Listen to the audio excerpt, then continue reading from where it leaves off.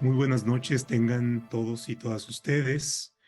Bienvenidos y bienvenidas a este nuevo ciclo de Derecho Administrativo que tiene el lema o el subtítulo de Pensar para Decidir.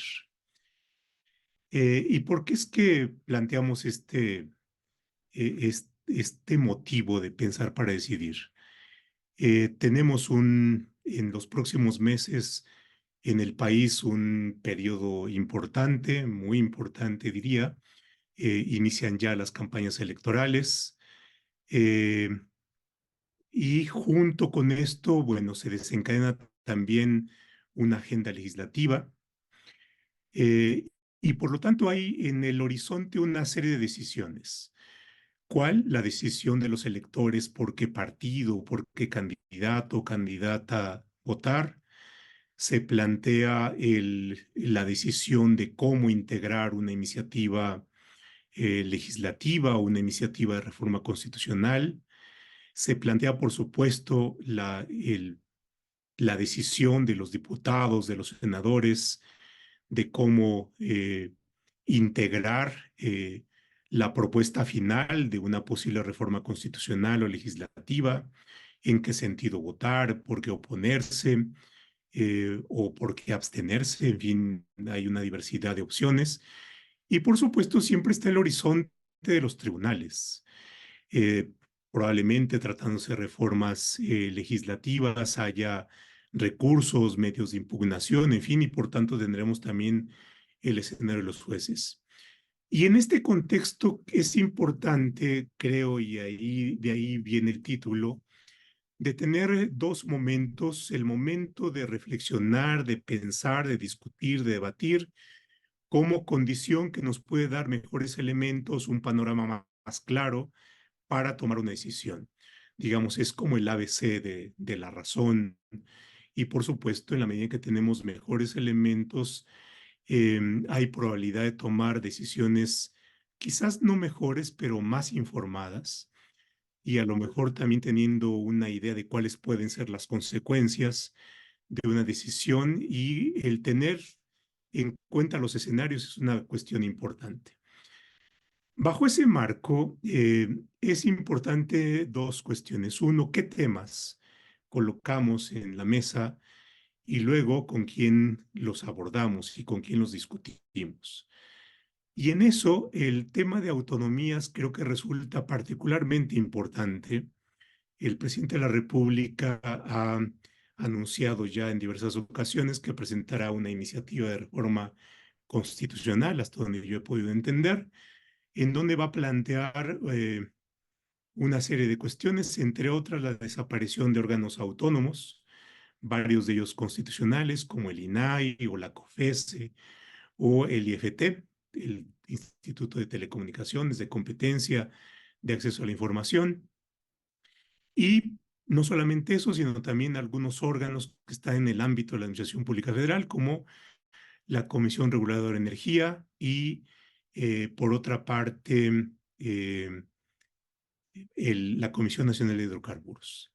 Pero no todos, hay algunos otros que se mantendrían, como la Comisión Nacional de Derechos Humanos o la Fiscalía General de la República o el Banco de México, la Banca Central. Entonces hay una diversidad, por supuesto, de apreciaciones sobre el sí o no de los constitucionales autónomos o de las autonomías en general. Y por otra parte, por supuesto, con quienes los discutimos. Y bueno, yo creo que tenemos la suerte y agradezco que hayan aceptado, por una parte, a Vanessa Romero. Vanessa, gracias por la aceptación a esta discusión y este tratamiento. Vanessa es abogada, ustedes seguramente la han visto ya o en la prensa, y escribe en El País, en algunas otras publicaciones, y ha abordado este tema. También ha externado parte de sus posiciones al respecto. Y por otra parte, Gonzalo Sánchez de Tagle. Gonzalo, muchas gracias por haber aceptado. Gonzalo es abogado y entre los datos que yo puedo dar aquí para invocar su autoridad en este tema. Tiene un muy buen ensayo publicado por el Senado, si la memoria no me falla, que se llama El Estado Regulador, en donde aborda el tema de las autonomías en el contexto más general del Estado Regulador. Y por otra parte, él es abogado del INAI. eh, eh, y bueno, pues por supuesto conoce de manera muy cercana el funcionamiento del Instituto Nacional de Acceso a la Información.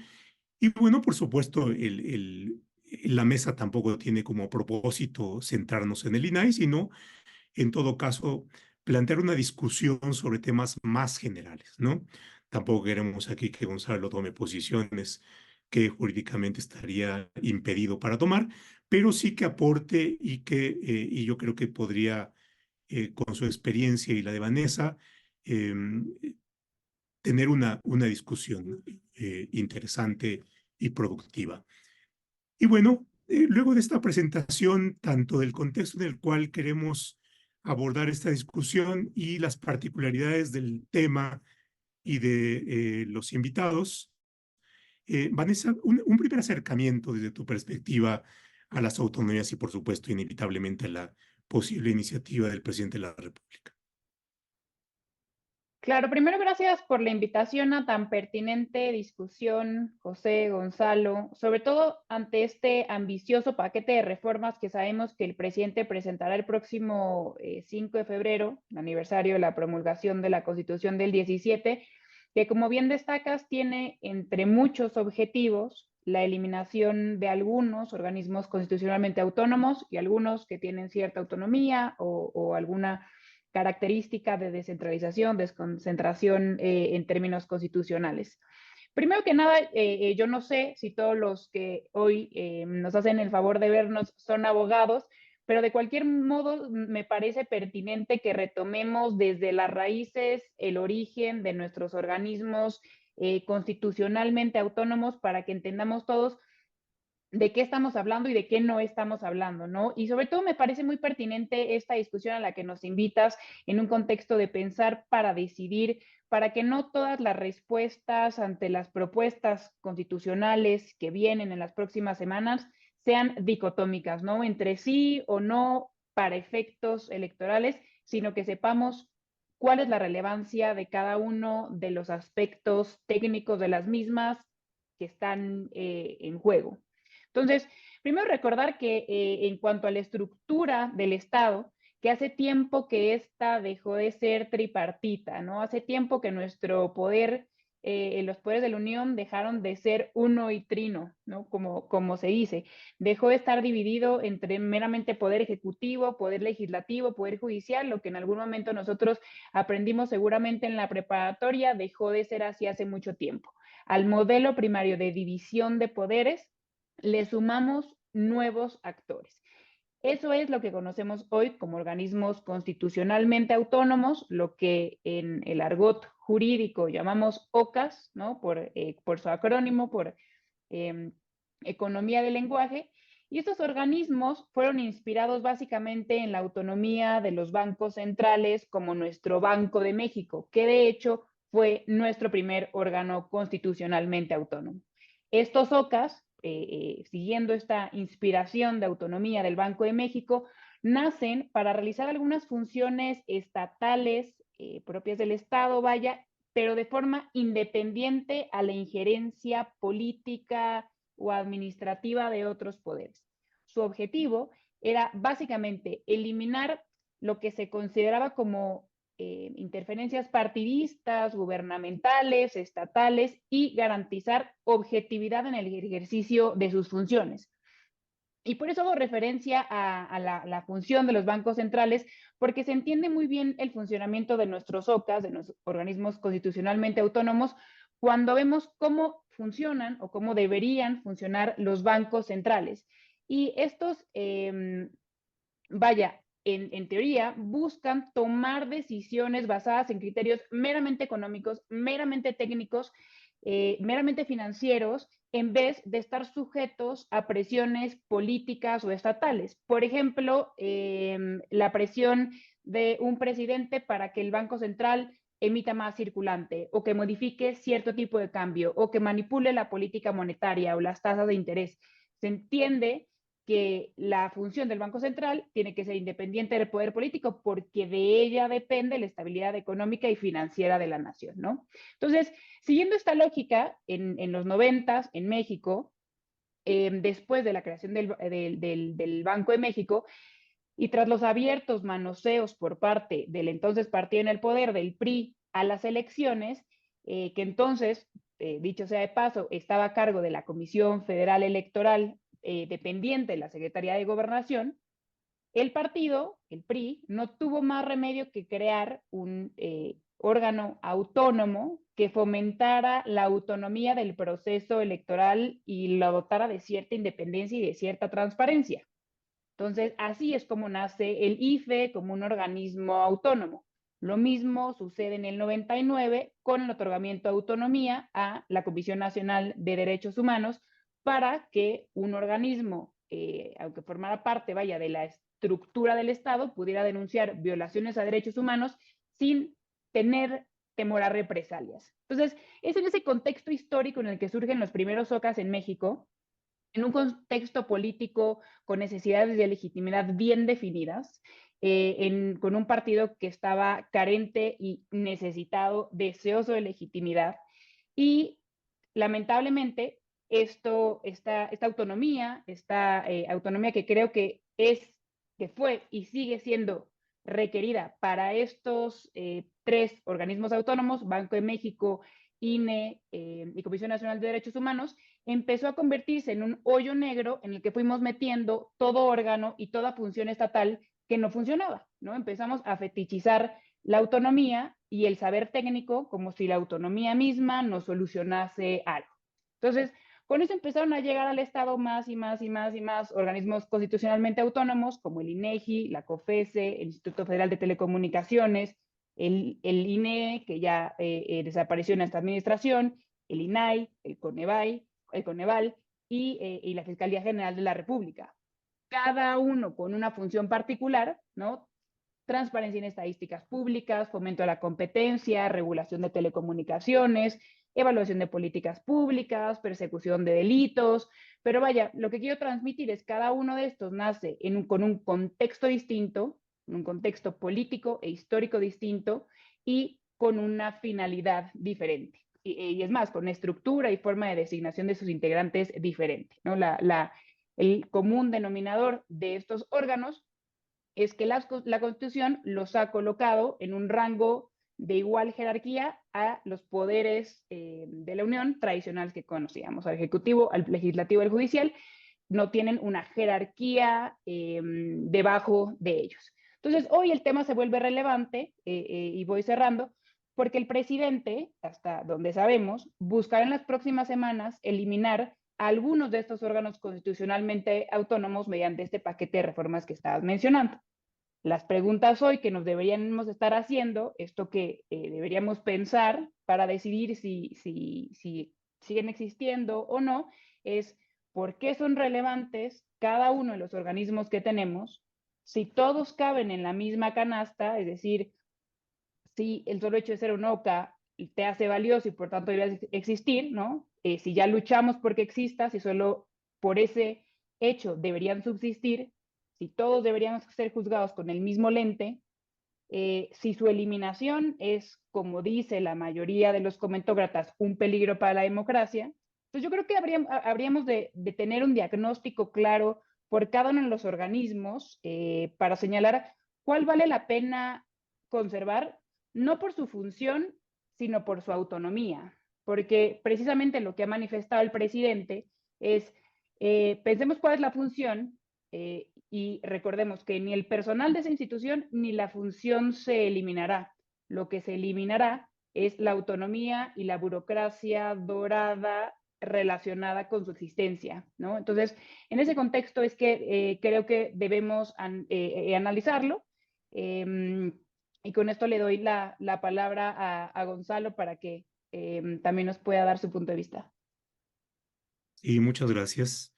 Y creo que has planteado parte de las claves que nos pueden ayudar para continuar la discusión.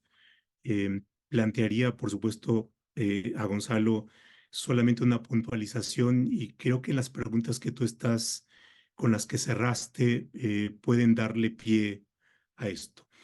Pero particularmente en esta relación de función y autonomía. A ver, em, por ejemplo, en el caso del INAI, es la garantía del derecho de acceso a la información.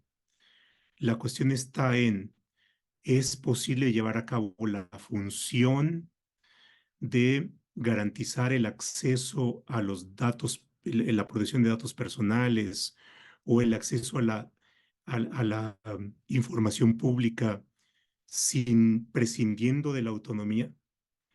¿O la misma función hace que sea necesaria la autonomía? En el caso de competencia económica, bueno, en la historia, y ahí Gonzalo ha trabajado el tema con este ensayo del Estado regulador, es por qué se van dando las autonomías de órganos regulados en la competencia o de sectores económicos particulares.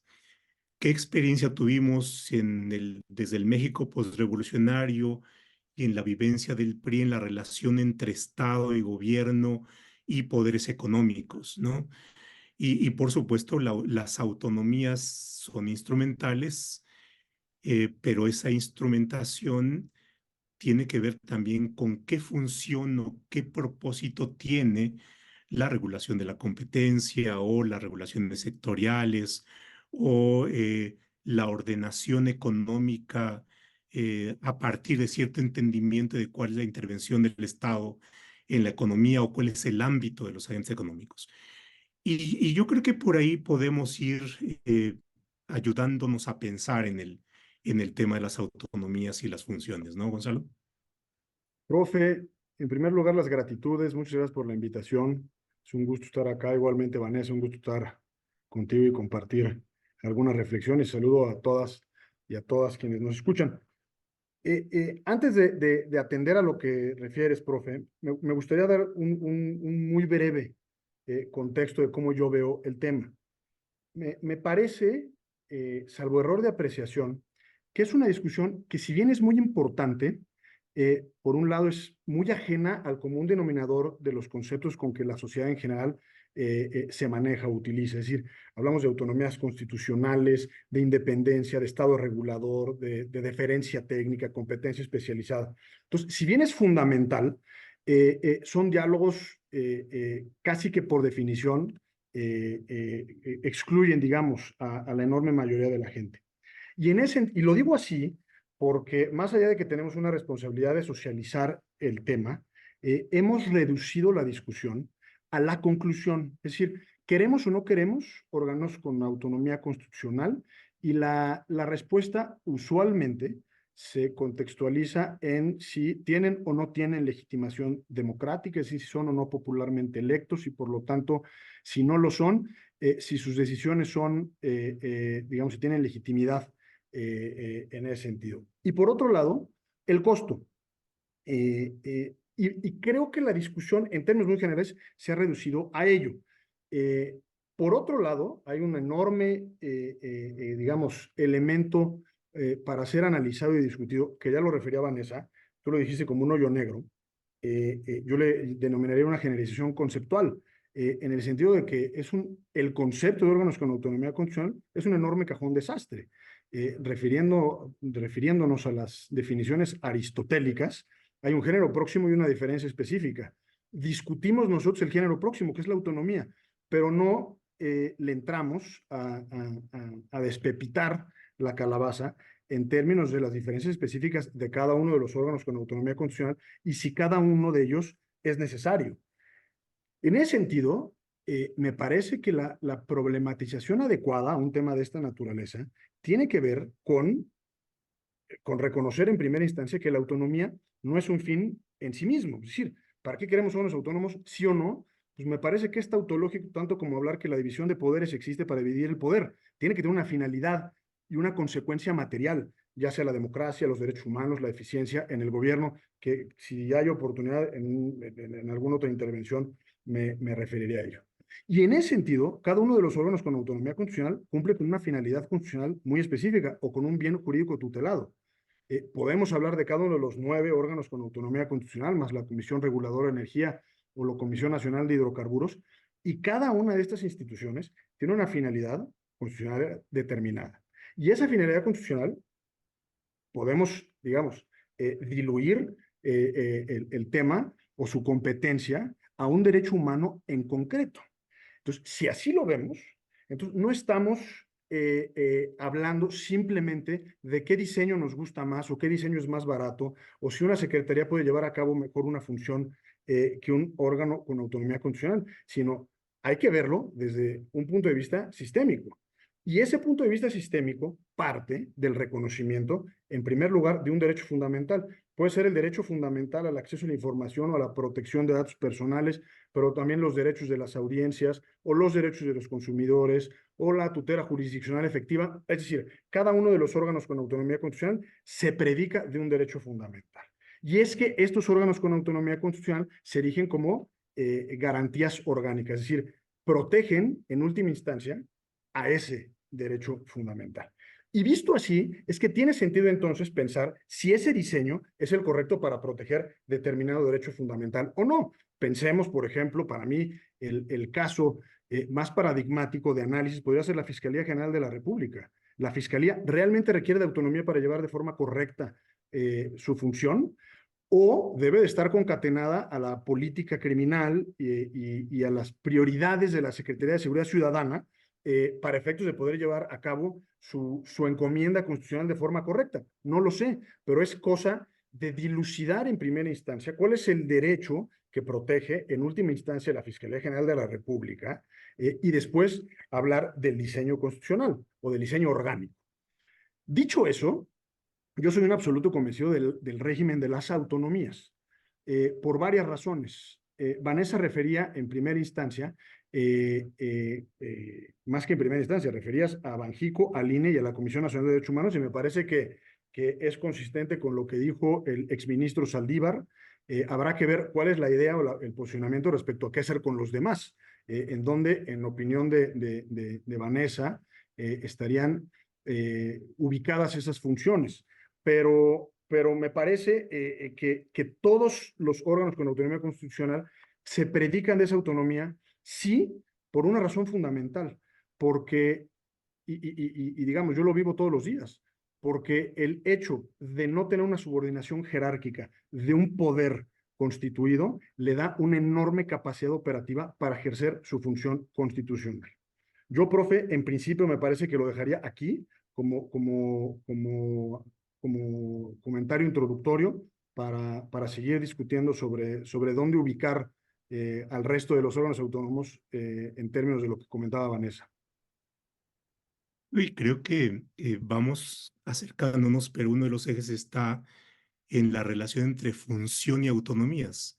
A ver, en lo personal, yo creo que también las autonomías son instrumentales. Las autonomías no son un fin en sí mismo, tienen una virtud per se.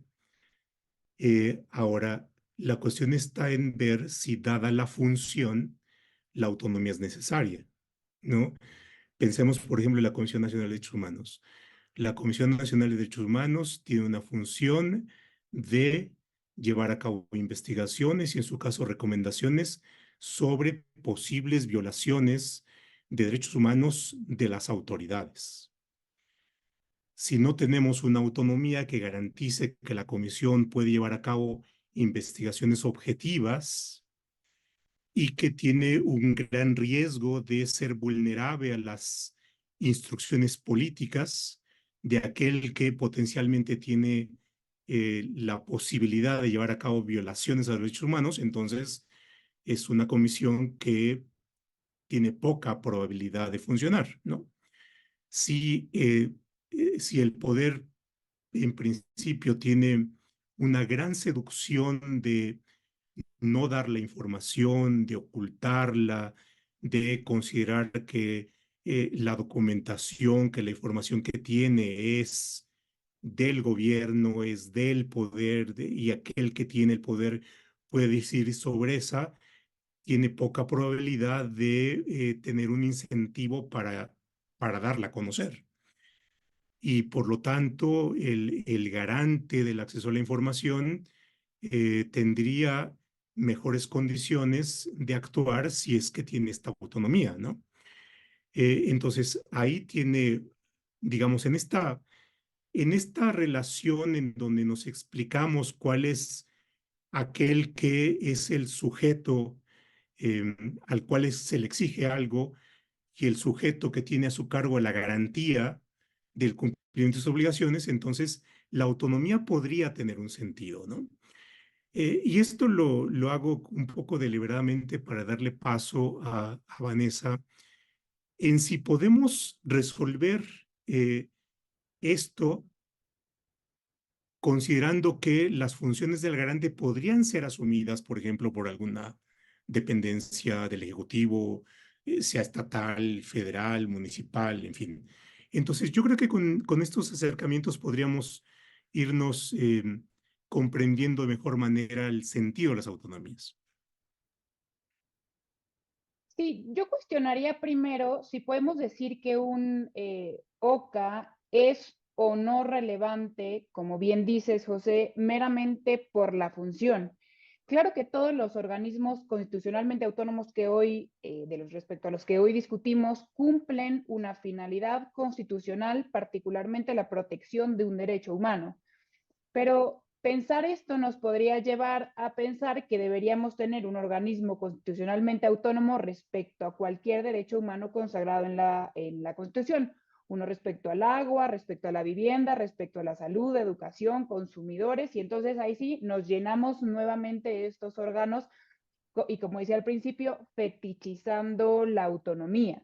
Entonces, para contestar si son o no relevantes, hay que contestar, pienso, dos cosas: la relevancia de su autonomía y la posibilidad de garantizar la objetividad de su actuación con independencia de esa subordinación jerárquica que los entes públicos suelen tener respecto a otro ente de la administración pública federal. Si no, nos metemos en un argumento tramposo que no creo que haya usado ninguno de los dos, pero sí se utiliza bastante en los medios, de que la sola, que consiste en señalar que la sola eliminación de los OCAS implica la eliminación de la función o la eliminación de la garantía del derecho. Eso creo que hacer ese salto cuántico tampoco es sencillo. Importante el punto que ahora señala Gonzalo respecto a la autonomía. Creo que con la creación de algunos órganos autónomos como la Fiscalía, hemos podido notar la tensión que existe entre la autonomía y la coordinación deseable entre entes públicos. Podemos verlo efectivamente en la Fiscalía, cómo empieza, a lo mejor no en la Ciudad de México, sí un poquito más en la federal y en otros estados, cómo empieza a existir descoordinación entre la Fiscalía, entre el Poder Judicial, entre servicios periciales, secretarías de seguridad, porque no están hablándose entre autoridades. Entonces, ¿qué es más importante, la autonomía o la coordinación? Siempre tendremos esa tensión. Por ejemplo, lo vemos en los institutos forenses, en los servicios periciales de los estados que ya han transicionado a la autonomía de las fiscalías, que lo tenemos en Jalisco, en Baja California, en la Ciudad de México.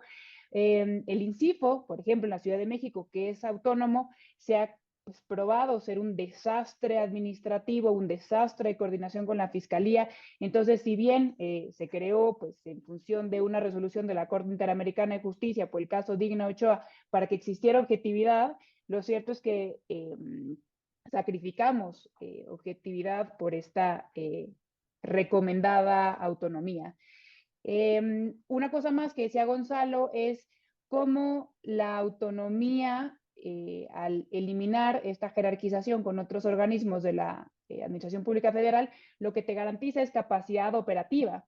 Entonces, pues a mí me suena muy bien, pero creo que es precisamente esa especialización técnica romantizada, esa operatividad, la que hoy nos pone contra la pared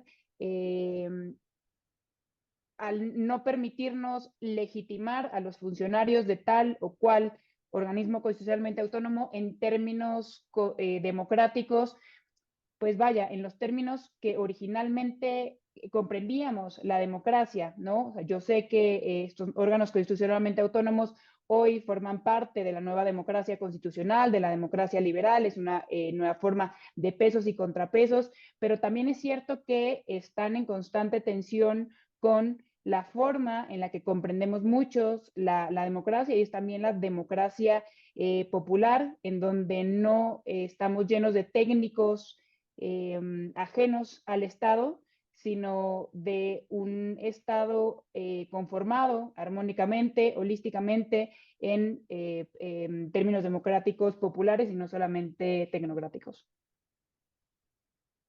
Gonzalo. Gracias, profe. Sí, quisiera referirme, digamos, a lo que refería o que decía Vanessa. Me parece que hay que ser honestos y reconocer, desde el punto de vista del diseño institucional, no digo que tengamos que estar de acuerdo, pero me parece que desde el punto de vista conceptual, incluso semántico, la autonomía en sí misma no tiene una sola y única acepción. Y lo refiero desde un punto de vista funcional. No es lo mismo la autonomía que requiere el Instituto Nacional de Transparencia. Y cuando me refiero a no es la misma autonomía que requiere, la objetivizo, es decir, de quién requiere esa autonomía, que el IFT o la COFESE. En ese sentido, me parece que hay una pluralidad de nociones o de calidades que le podemos endilgar a la autonomía. En efecto, si lo metemos todo en el mismo cajón, pues parece excesivo y estamos obsesionados con la autonomía al grado tal que llegaremos a definir que la Presidencia de la República es un órgano autónomo, lo mismo que el Congreso de la Unión y el Poder Judicial de la Federación. Es decir, podemos llegar al absurdo, lo mismo que digamos, garantizar orgánica e institucionalmente a cada derecho fundamental con un órgano con autonomía constitucional. Entonces, en ese sentido, en primera instancia me parece que es importante referir que no todas las autonomías son iguales, porque la calidad de esa autonomía difiere de órgano a órgano. Simplemente para compartirles una clasificación que yo en algún momento desarrollé, yo encuentro que de los 9 OCAS, entonces 10, hay 4, digamos, subespecies de autonomías: la autonomía reguladora, la autonomía controladora, la autonomía evaluadora y la autonomía en estricto sentido.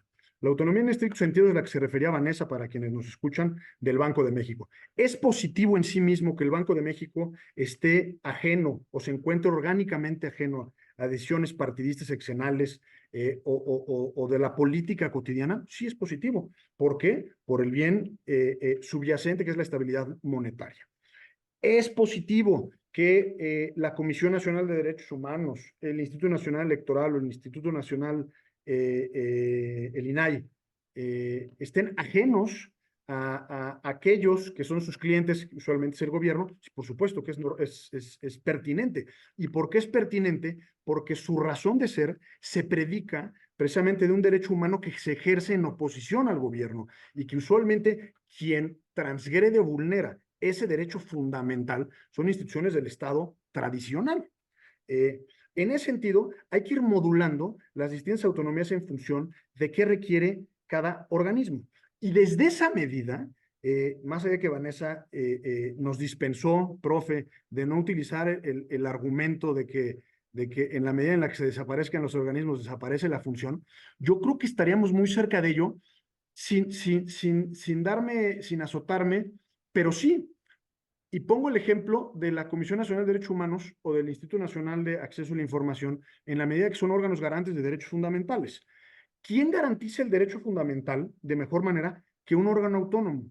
Y lo digo así porque no hace ningún sentido que la función de garantizar el derecho de acceso a la información del gobierno esté dentro del gobierno. Hay un evidente conflicto de interés. Por más allá de que se le den cualidades de autonomía operativa y técnica. Y les pongo un ejemplo muy elemental, pero de enorme relevancia: el concepto de seguridad nacional. Ustedes saben que el Instituto Nacional de Transparencia tiene dentro de sus cualidades constitucionales el que sus resoluciones sean definitivas e inatecables para los sujetos obligados. exceptuando el caso de que la Consejería Jurídica considere que una de las resoluciones puede poner en peligro la seguridad nacional. En ese sentido, la Consejería Jurídica acude a la Corte diciendo que revelar determinada información pudiera poner en peligro la seguridad nacional. Un principio y un bien constitucional de enorme relevancia, soberano incluso.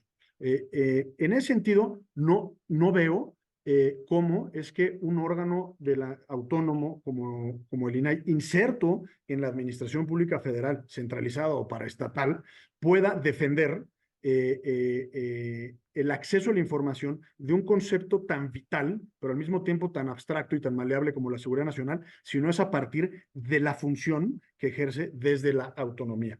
Y esto lo podemos llevar a la competencia económica, a las telecomunicaciones, a la información en posesión del Estado, es decir, del INEGI. Y en ese sentido, sí creo que la función es innata y consustancial a la garantía del derecho. Y termino esta intervención hablando de la pluralidad, ya no de las autonomías, sino de la legitimación. Me parece que es un debate, es quedarnos muy cortos, refiriendo que los OCAS adolecen de ilegitimidad porque no son democráticamente electos, cuando la legitimidad creo que tiene muchísimas fuentes y muchísimos elementos que nutren una determinada decisión que no necesariamente tiene que ser mayoritaria.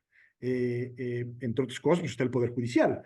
No pretendo entrar a la discusión que probablemente venga también en la propuesta de reforma de la Constitución, pero creo que reconocer que existen otras legitimidades o fuentes de legitimación es importante de cara a la valoración real y correcta del debate sobre las autonomías.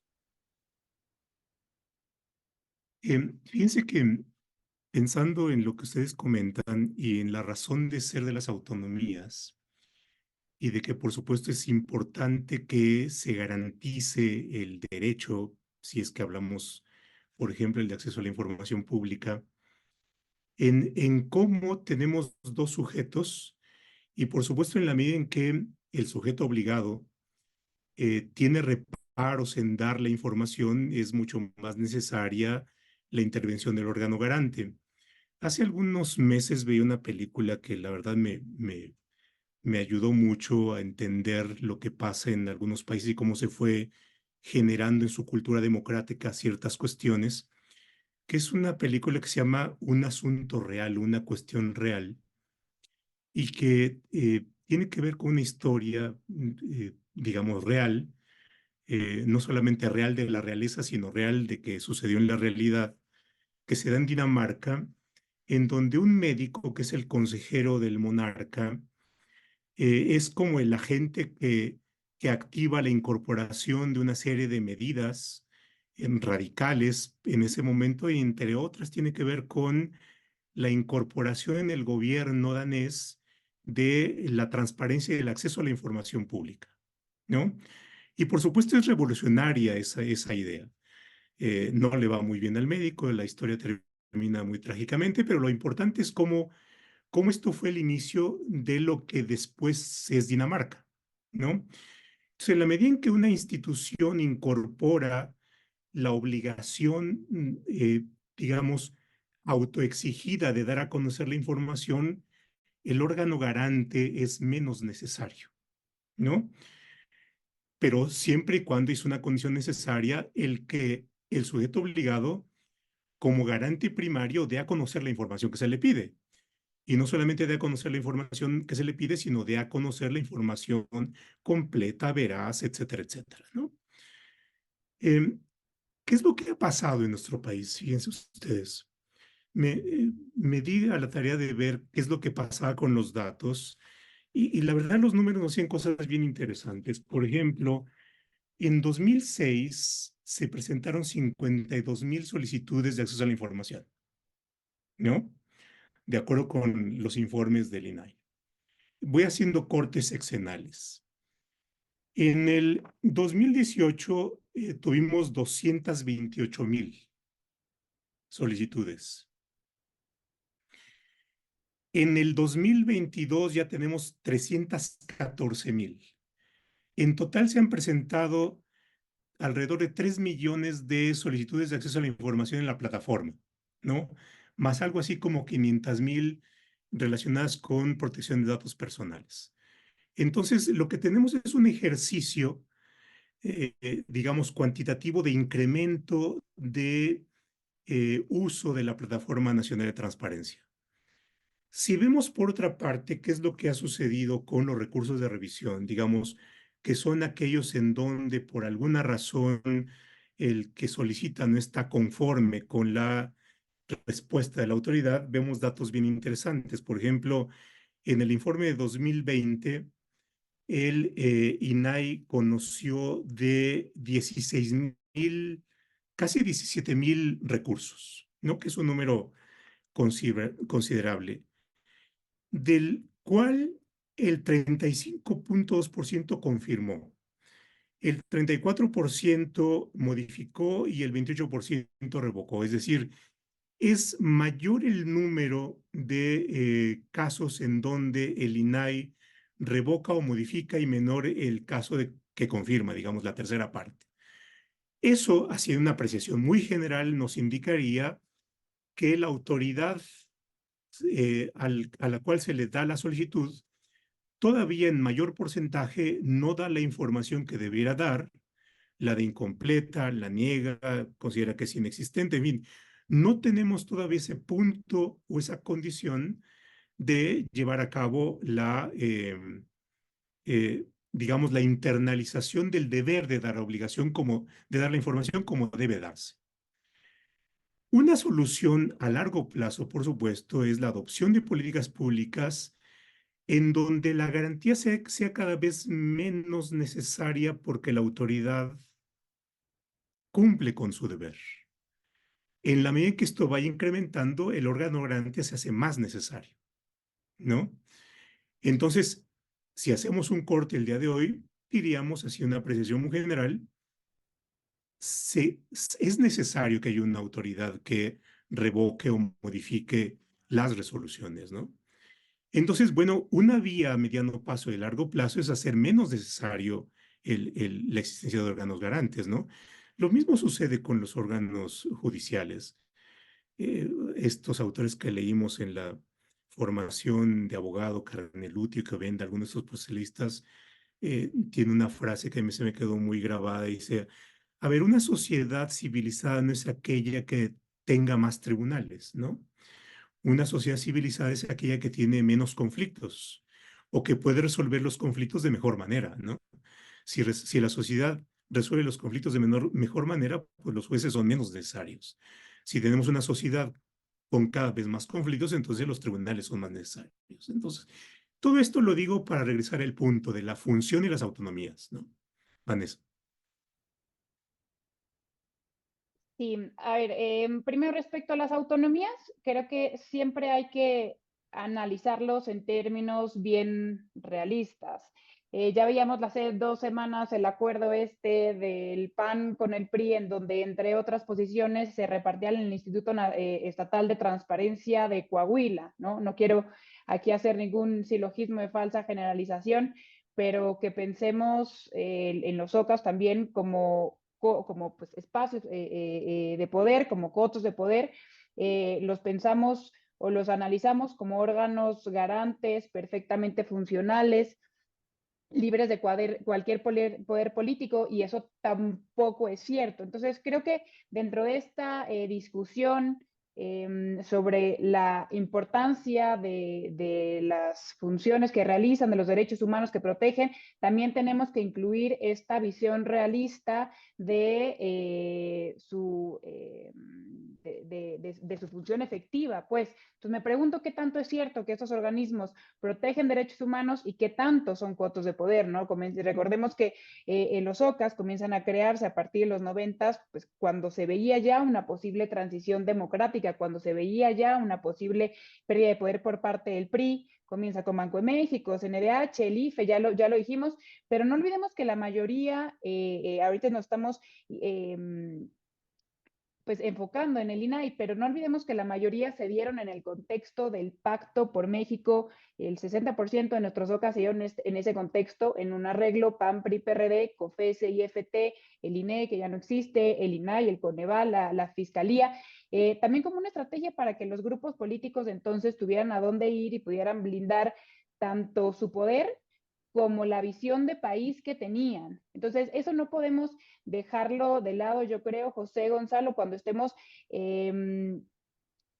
discutiendo no solo las funciones que realizan, sino también las estructuras a las que responden, la forma de designación. Es decir, hay muchas otras cosas que tenemos que discutir respecto a los órganos constitucionales, más allá de su autonomía, de su función, de su integración, para que entendamos cómo están funcionando y para quién están funcionando, ¿no? Y respecto al INAI, particularmente lo que mencionabas, el número de solicitudes que se han modificado, que se han revocado, yo me pregunto, y aquí pues no quiero que se piense que estoy en contra pues, de esta autonomía, más bien me coloco en una posición escéptica en la discusión para poder entender cuáles son los aspectos de mejora y cuáles son las fallas o cuáles son nuestras áreas de oportunidad para atrapar esas funciones a través de otros órganos estatales que ya existen. Me pregunto si no podrá ser el Poder Judicial el poder naturalmente jurisdiccional para resolver también controversias entre particulares y Estado, los que naturalmente deberían dirimir controversias de falta de acceso a la información. Me pregunto, pues, hoy celebro que existe un sistema nacional de transparencia, creo que es un sistema funcional, creo que es bueno, veo cómo ha transformado la rendición de cuentas de muchos órganos públicos, pero sí me pregunto si verdaderamente necesitamos un tercero ajeno a la estructura de la Administración Pública Federal para cumplir este cometido. Muchas gracias, Gonzalo. Gracias, profe. Empiezo por el final.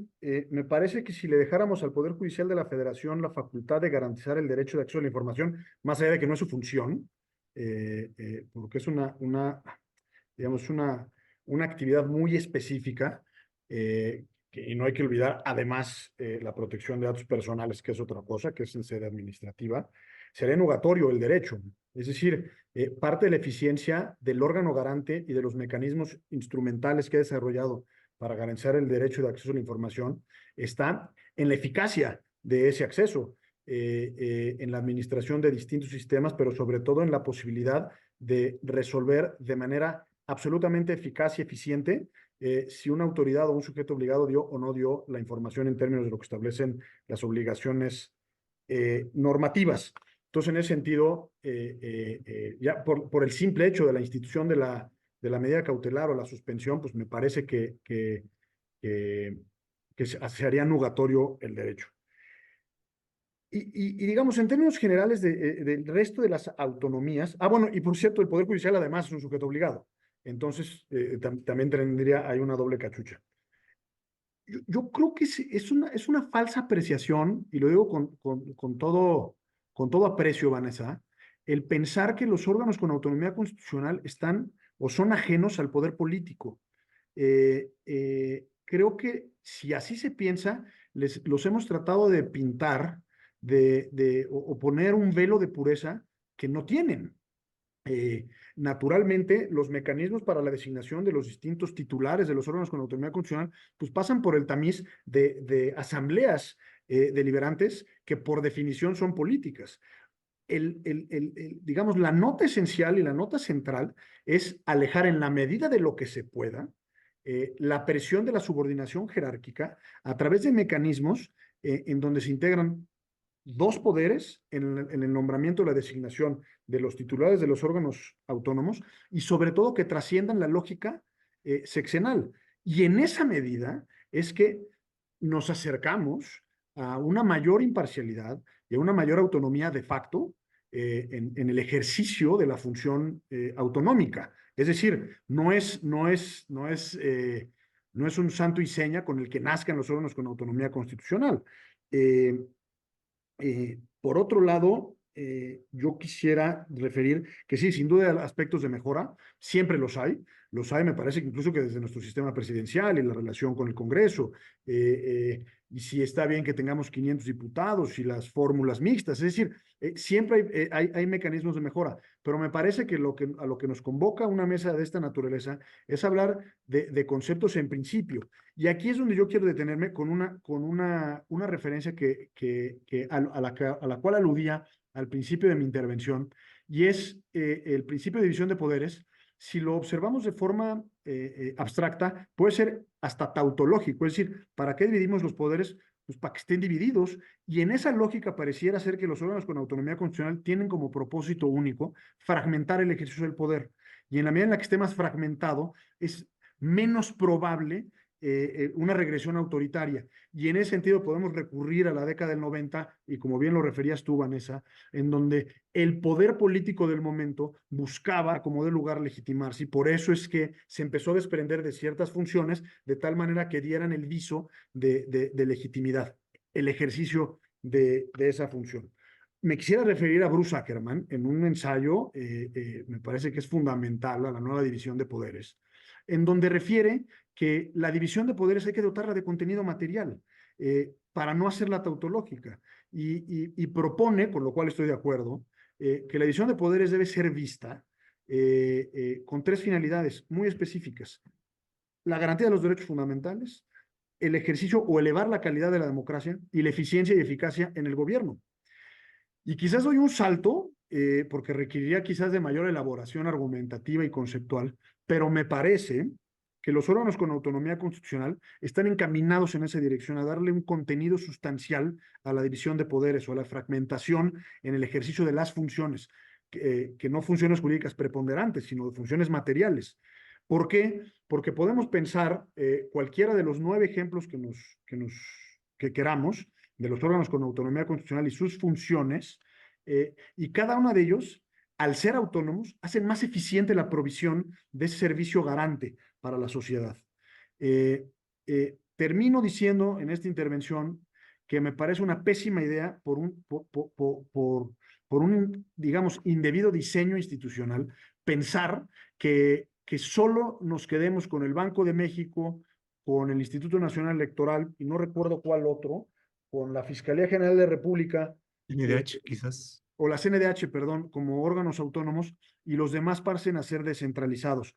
Creo que desnaturalizaría ahora a los órganos descentralizados, y tendremos que hacer toda una renovación del concepto administrativo de la administración pública paraestatal para insertar a los órganos autónomos, o la función que hoy se ejerce desde una autonomía, en órganos descentralizados.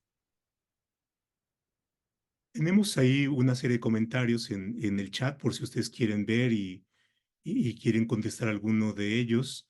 Pero en esta última parte, por supuesto, en la medida en que son órganos del poder público, es inevitable, y de hecho así es la vocación natural, hay ejercicio de poder y eventualmente pueden generarse cotos de poder, cualquiera que sea el significado que le demos a cotos de poder.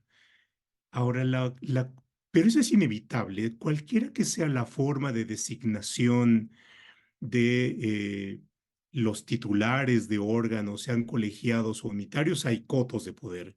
Si es un órgano unitario como la Fiscalía o la Comisión Nacional de Derechos Humanos, se pueden generar cotos de poder. Y si es un órgano colegiado, se pueden generar, por supuesto, cotos de poder.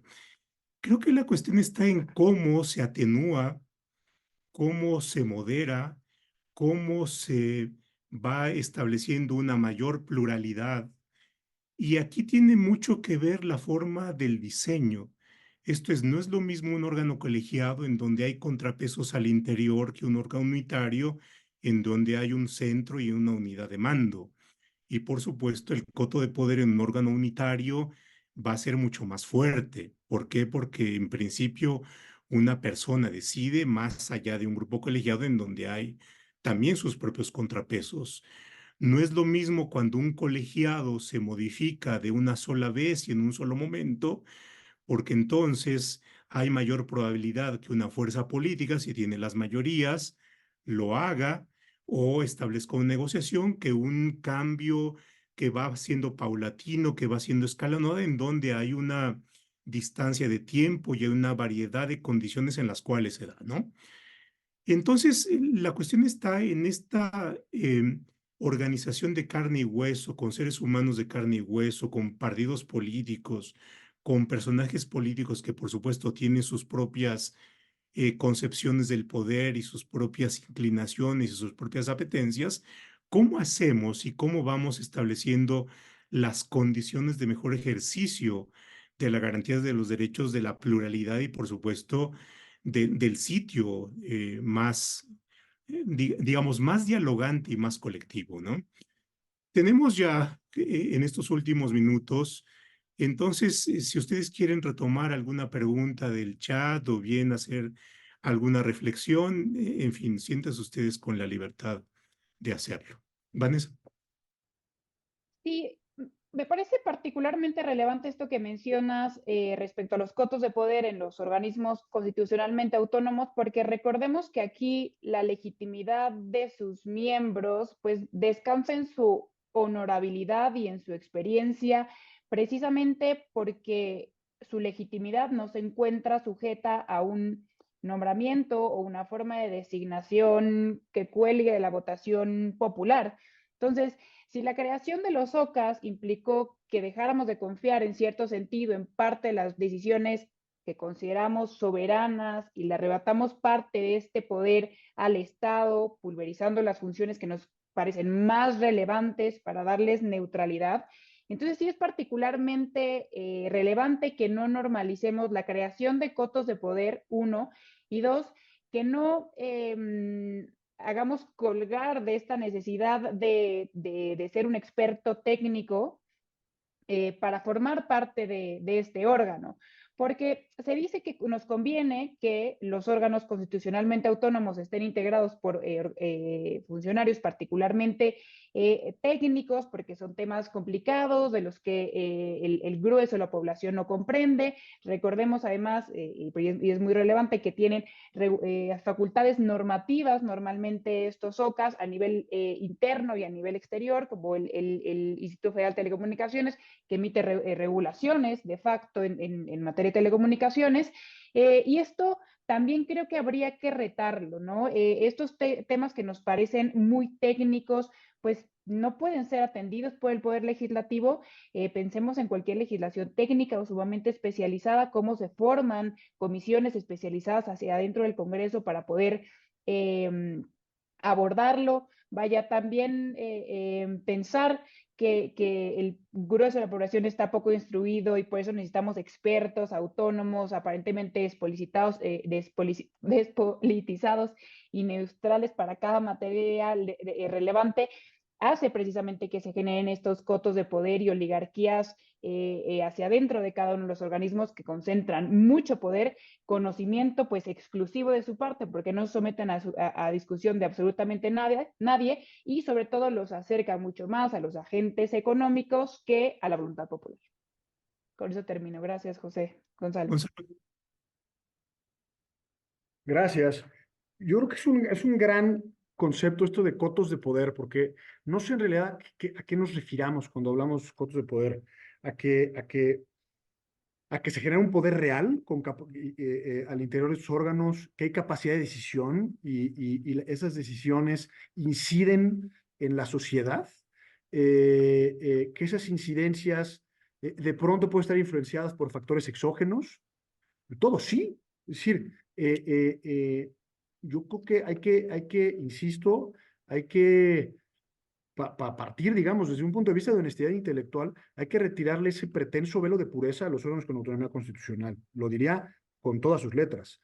Hay órganos politizados, sin duda, pero creo que nadie pretende que no lo estén.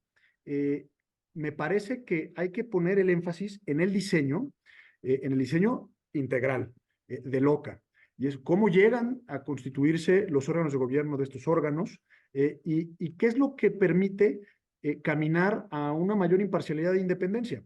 ¿Es útil esa imparcialidad e independencia? Yo creo que sí. Es preferible que determinadas funciones del Estado lo lleven a cabo órganos que tiendan a ser más independientes y más imparciales, también lo creo. Que hay espacios de mejora, me parece que es tan evidente que resulta retórico. Yo quisiera, en ese sentido, simplemente hacer una invitación a analizar a los órganos con autonomía constitucional, no de estos cotos de poder, pues se dan en todos los espacios, eso es normal. La idea es hacia dónde queremos caminar y qué es lo que queremos perfeccionar y qué queremos arreglar.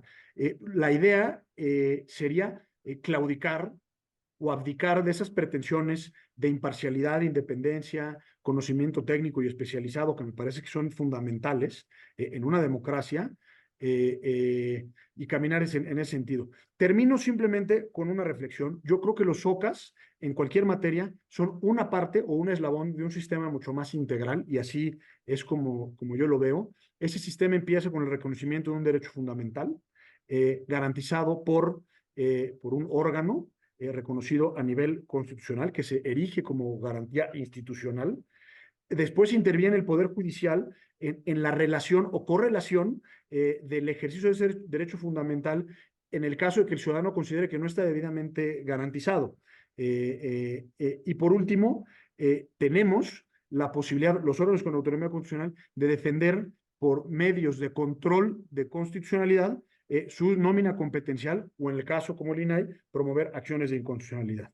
Dicho eso, solo se complica un poco más la ecuación. ¿Por qué? Porque, entre otras cosas, el Tribunal Federal de Justicia Administrativa no tiene competencia sobre los órganos con autonomía constitucional. A diversos órganos de esta naturaleza les ha sido reconocida su facultad regulatoria a partir de las denominadas cláusulas habilitantes, como es la COFESI, el IFT, Banjico y el INAI en materia de datos personales en posesión de particulares.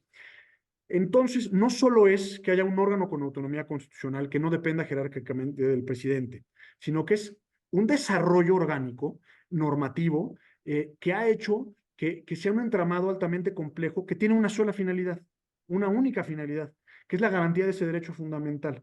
Pero no simplemente es llegar con una cachucha de autonomía, quitársela y pasársela a otro. Creo que es un sistema que se nutre de muchas fuentes, y cuando hablamos de estas autonomías hay que tener en cuenta todas estas fuentes. Yo, como podrán haber escuchado, defiendo la autonomía, soy crítico también de las distintas formas en las que se ejerce esta autonomía, y creo que es un debate que va a dar para mucho, y siempre y cuando lo hagamos con honestidad intelectual y viendo todas las aristas del problema, me parece que estaríamos avanzando en la dirección correcta. No me queda más que agradecer, profe, por la invitación, igualmente a ti, Vanessa, por compartir estas reflexiones. No, muchas gracias a Vanessa y a ti, por supuesto, por la claridad y la frescura de sus planteamientos.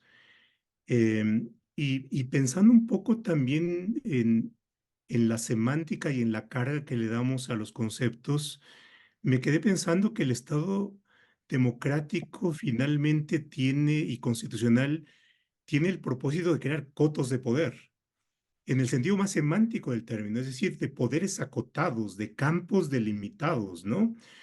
Y por tanto no dar lugar a poderes absolutos. En ese sentido, todo coto de poder es un poder acotado, si recogemos como la semántica del término, ¿no? En fin, y pues por supuesto, muchas gracias a quienes nos acompañaron. Tenemos 134 participantes en este webinario. He visto el chat y hay muchas preguntas. Después les enviaremos a cada uno de ustedes ya las preguntas derivadas del chat para que ustedes las conozcan. Muchísimas gracias. Nos veremos el próximo mes con una mesa igualmente interesante. Muchísimas gracias, Vanessa. En verdad, te lo aprecio enormemente. Muchas gracias a ustedes por aceptar. Gonzalo, muchas gracias igualmente. Claro, profe. Hasta luego. Buenas noches. Bye. Gracias.